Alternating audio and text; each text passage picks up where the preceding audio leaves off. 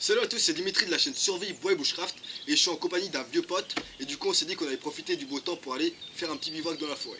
Salut à tous, je m'appelle Louis. Donc j'ai rencontré Dimitri il y a quelques années lorsque je vivais au Japon avec lui. Et ça fait maintenant vraiment plaisir d'être avec vous aujourd'hui. J'ai reçu plusieurs messages d'entre vous qui me demandaient de présenter des affaires que j'emmenais en bivouac avec moi. Du coup on va faire cette petite vidéo avant de partir pour répondre à vos demandes. Donc il faut bien savoir qu'on amène beaucoup d'affaires pour ce bivouac. Donc ceci est dû au fait qu'on aime bien réaliser beaucoup de tests sur le terrain. Donc le poids ne sera pas un grand critère comparé au confort. De plus, nous irons camper pas très loin d'ici, à seulement 3 heures de marche environ. Ouais, environ 3 heures de marche. Un deuxième point important qu'il faut savoir avec les affaires qui sont remplies dans ces sacs et que le sac lui-même ne forme en aucun cas un sac d'évacuation ou un sac qui permet de survivre 72 heures ou autre, mais tout simplement un sac rempli d'affaires qui va nous permettre de passer une nuit dehors de manière conviviale et de manière confortable également, on l'espère. Donc pour la plupart des produits qu'on va vous présenter aujourd'hui, Dimitri aura déjà réalisé des vidéos revues, donc il vous mettra tout ça dans la description. Par contre pour les produits qui n'ont pas été encore testés par Dimitri, il essaiera normalement, s'il n'oublie pas, de mettre des liens vers des sites où ces produits seront disponibles. On va maintenant commencer la présentation. Il faut savoir que les affaires sont réparties dans les deux sacs. Donc on n'a pas fait un sac, c'est les affaires que j'aurai besoin cette soirée, et l'autre sac c'est les affaires de Louis. Mais on a au contraire partagé deux sacs afin de rentabiliser au maximum l'espace. Donc nos affaires sont organisées selon différents modules.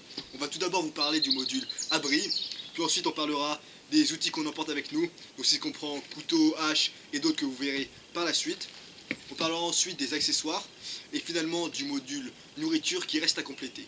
Donc avant de vous parler du module abri, on va vous parler très rapidement de nos sacs que nous emportons avec nous. Donc ce sac s'appelle OPEX de la marque Patrol Equipment. Mais pour être honnête, je ne vous recommande pas ce sac car la barre en métal qui est liée au système de portage s'est cassée. Et pour ma part, vous devez le reconnaître, c'est le sac Terra 65 de la marque North Face que j'ai testé récemment. Et ça va être pour la première fois pour moi l'opportunité de le tester véritablement sur le terrain. A la base on était censé partir en hamac, le problème étant que je n'ai qu'un seul hamac pour l'instant. Donc si ça vous intéresse, je possède le hamac Ticket to the Moon double et je suis censé recevoir d'ici pas longtemps l'hamac de la marque Hennessy et c'est le modèle Expédition si je me souviens bien. Du coup on va partir avec la tente Harpenaz, la tente que j'avais déjà présentée dans un autre de mes bivouacs. Donc parlons tout d'abord de notre tente. C'est une tente Harpenaz disponible chez le magasin Quechua. Elle abrite 2 personnes et pèse 3,8 kg. Donc je me suis dit que j'allais quand même porter des tapis de sol puisqu'il a déjà la tente. Donc en ce qui concerne les tapis de sol, ils sont également disponibles chez Quechua. Il n'y a pas plus simple, ils sont extrêmement rudimentaires mais ils font le boulot. Donc en ce qui concerne les sacs de couchage, je suis équipé du sac de couchage So Ultralight de la marque Quechua. Donc il pèse environ 1,8 kg et il me permet de dormir confortablement à 1 degré. Donc pour ma part, il s'agit d'un sac de couchage américain. C'est un vieux sac. Je me souviens plus du nom, donc je vais devoir regarder à l'intérieur. Donc, vas-y tu m'aides. Désolé pour ce petit. Ok. Donc il est où le nom? Voilà. Donc c'est un sac de la marque Ascente, marque américaine, il appartenait à mon père. Donc je ne connais aucune caractéristique sur ce sac, mais tout ce que je sais c'est qu'il est de très bonne qualité. Ça va faire bien 10 ans qu'on l'a et il va très bien supporter des nuits aux alentours de 0 degré disons. C'est à peu près tout en ce qui concerne le module abri, le module de couchage. Donc si on a de la place, ce qui ne sera certainement pas le cas, on va amener avec nous une tarpe, une bâche. On va maintenant mettre ces produits derrière pour avoir plus de place. Puis on va continuer avec le module des outils. Donc avant de rentrer en détail dans les composantes de la pochette ici attachée contre le sac à dos, je vais rapidement vous parler des lames fixes, donc des couteaux lames fixes qu'on aura à nos ceintures. Donc pour ma part, je serai équipé du couteau SCHF 26 de la marque Schrade. Donc Dimitri a déjà posté une vidéo revue dessus, les liens seront dans la description. Dimitri lui aura le couteau Kabar de USMC, donc qui appartient aux Marines américains. Donc pour continuer à propos des objets coupants, on va emporter avec nous la hache qui s'appelle la Outdoor Axe de la marque Waterling. Donc on est sur une hache qui est certainement pas très légère mais qui est très efficace sur le terrain.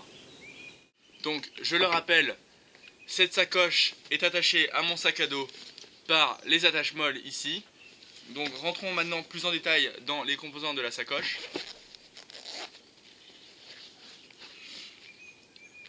Elle y contient une paire de gants que je vais moi-même utiliser pour ne pas me blesser sur le terrain. Ensuite on va avoir de la paracorde. Donc on a pris environ 10 mètres. Elle est rangée de manière à ce qu'elle ne s'emmêle pas dans le sac. Je vous avais montré dans une autre de mes vidéos comment lever proprement la paracorde. Ensuite, on va avoir deux outils qui vont nous permettre de sculpter dans le bois. Il s'agit du couteau Mora Wood Carving 120, donc excellent couteau. Ainsi qu'un autre couteau Mora, cette fois-ci un couteau croche pour faire des cuillères et des objets de ce type. Donc j'ai mis dans une chaussette puisque le couteau croche ne dispose d'aucun étui et je voulais pas que ça perce la pochette. Pour continuer avec le contenu, on va y retrouver un couteau multifonction, donc il s'agit du Gonzo G201B. On va y retrouver également un petit peu de ficelle ainsi qu'un mini tendeur, ça peut toujours servir. Puis un marqueur avec une petite règle en papier de chez Ikea. Et pour terminer, vous l'aurez deviné puisque j'amène toujours ça avec moi, du duct tape entouré autour d'une carte, outil indispensable. On amènera également avec nous une deuxième paire de gants. Cette fois, c'est des gants de la marque Rostin que j'avais déjà testé. Des gants qui sont très pratiques, légers et que j'utilise très souvent pour le bushcraft. Donc c'est à peu près tout pour le module des outils. On va maintenant vous présenter les différents accessoires que nous allons apporter avec nous. Donc en ce qui concerne les accessoires, on va d'abord tout enlever de nos sacs à dos, puis on vous montrera tout en détail.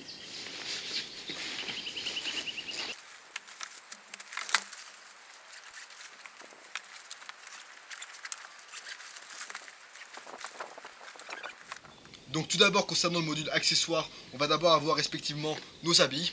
Donc ça ne sert à rien qu'on vous les montre, ça n'a pas énormément d'importance puisque de toute manière on ne respecte pas le système des 3 couches très scrupuleusement. On verra ça dans une autre de mes vidéos. Donc en ce qui concerne les lampes, vous savez tous que j'aime bien avoir la possibilité de voir très clairement lorsqu'il fait nuit. Donc on va partir tous les deux avec une lampe frontale. La première se nomme LED Headlight et la deuxième est la lampe TH10 de chez TrueNight que je vous ai testé il y a vraiment pas longtemps. En ce qui concerne les lampes qu'on tient à la main, pour ma part je vais avoir la lampe TC12 et moi j'aurai la lampe TC10.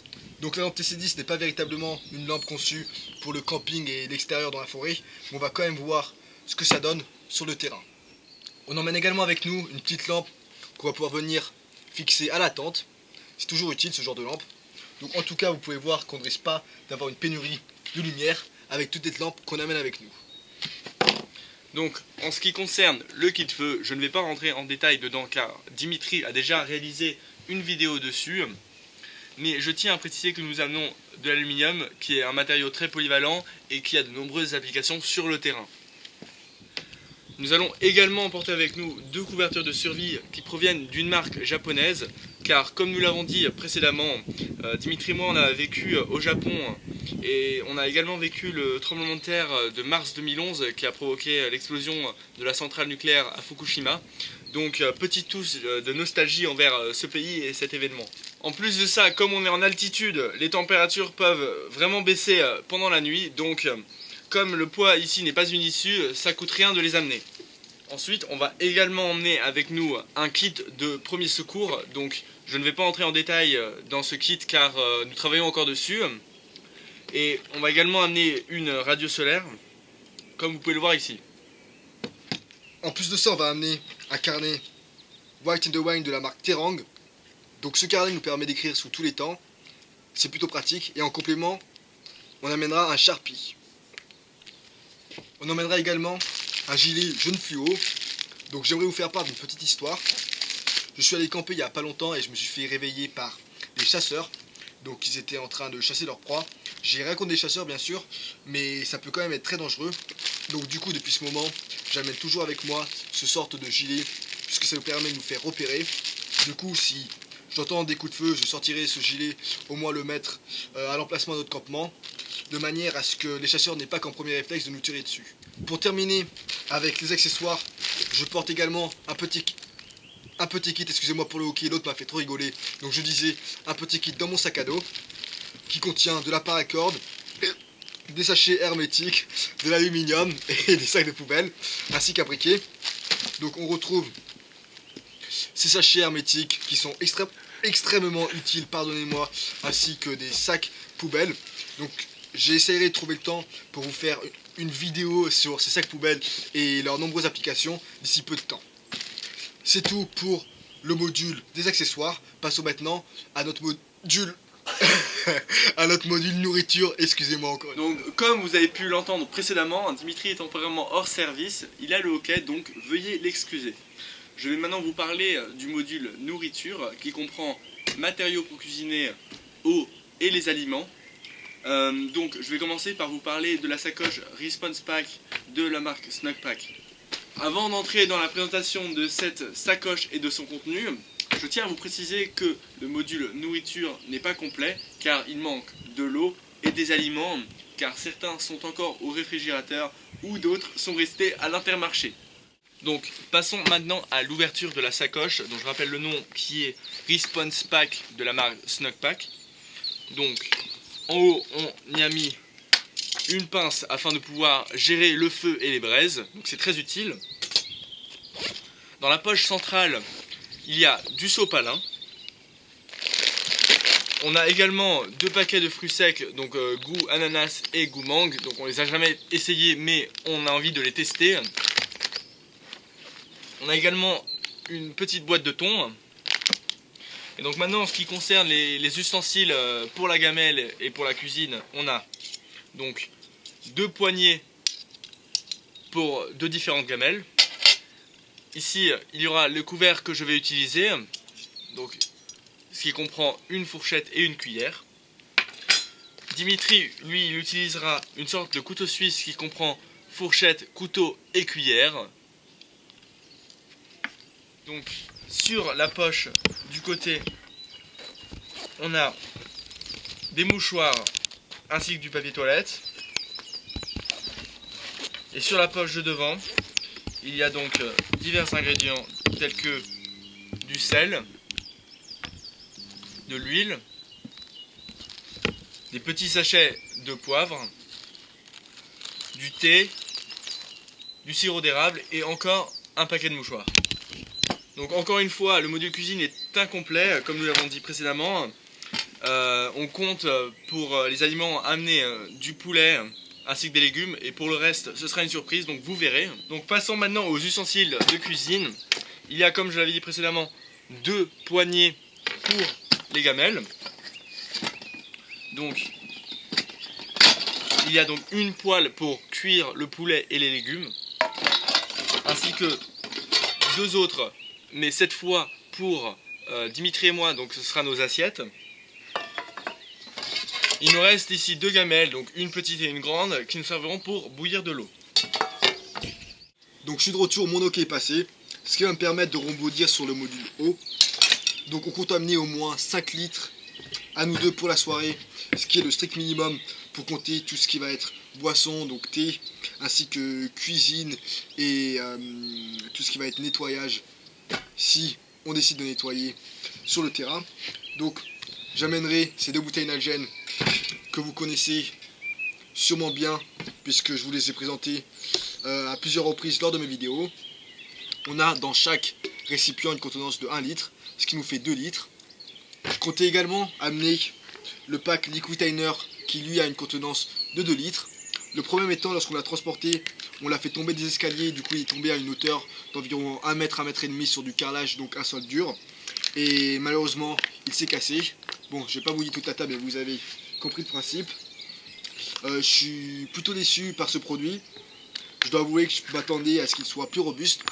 Dans tous les cas, ça me permet de vous donner un retour sur ma vidéo où j'avais testé ce produit. Je vous avais dit qu'il était plutôt robuste. Donc je me suis trompé, j'avais parlé avant de réaliser des tests. Encore une fois, c'est de ma faute, je m'en excuse. Du coup, je ne sais pas si c'est un problème dans ce modèle ou si tous les packs de Liquitainer sont comme ça. je contacterai peut-être le fabricant pour savoir si il est censé résister à une hauteur de plus de 1 mètre ou autre, je ne sais pas, je vous tiendrai au courant. En tout cas, veuillez m'excuser pour cette information qui n'était pas vérifiée. Donc du coup, comme il manque 2 récipients, je vais aller acheter une bouteille d'eau de 2 litres, ce qui nous fera 4 litres, et peut-être prendre une autre bouteille en plastique. C'est pas le top, mais ça fera l'affaire pour une soirée. Je vais également amener, au cas où l'on rencontre un point d'eau, mon système de filtration, donc Sawyer Meneket. Il y a de nombreuses revues sur internet, je vous mettrai un lien dans la description si ça vous intéresse. Ce sera donc tout pour le kit cuisine, en complément avec les aliments que vous verrez lors de la vidéo du bivouac. Je tiens finalement à vous préciser que la vidéo de notre bivouac sera filmée avec une caméra JVC du modèle GZR315BE ainsi qu'une GoPro Hero 4. On utilisera également un trépied de la marque Hama Star 62. La vidéo touche à sa fin, donc je rappelle que le matériel que nous emportons avec nous n'est en aucun cas, ne forme en aucun cas un bon sac d'évacuation, et la vidéo n'a pas pour but de vous dire quel matériel acheter forcément. Dans tous les cas, j'espère que j'aurai pu répondre le mieux possible aux demandes de certains d'entre vous. On va donc bientôt partir pour notre bivouac. La vidéo du bivouac sera disponible dans une semaine. Dimitri mettra un lien dans la description lorsque la vidéo sera disponible. Merci à tous et à la prochaine.